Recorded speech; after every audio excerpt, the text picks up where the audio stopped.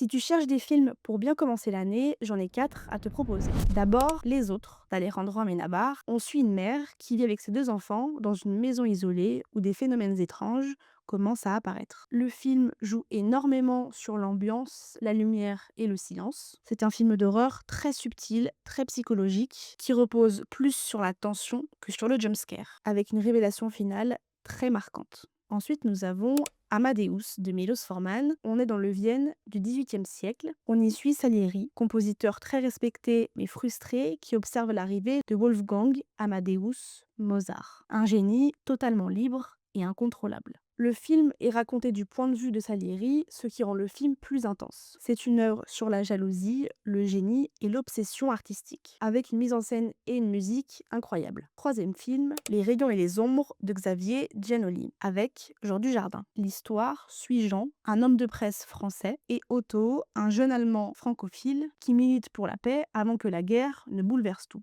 Avec l'occupation, Jean devient une figure de la presse collaborationniste, tandis qu'Otto obtient un rôle important du côté des Allemands. Le film explore comment des idéaux peuvent basculer et comment les choix individuels deviennent lourds de conséquences dans un contexte historique aussi violent. Et pour finir, Bodies, Bodies, Bodies d'Alina Rage. Un groupe de jeunes se retrouve dans une maison pour une soirée, mais un jeu tourne mal et la paranoïa s'installe. Le film mélange horreur et satire sociale, en critiquant une génération ultra exposée où la méfiance et les tensions explosent très vite. C'est moderne, rythmé et beaucoup plus malin que ce que ça laisse penser au début. 4 films, 4 visions du cinéma, parfait pour varier et commencer l'année avec des films qui restent en tête.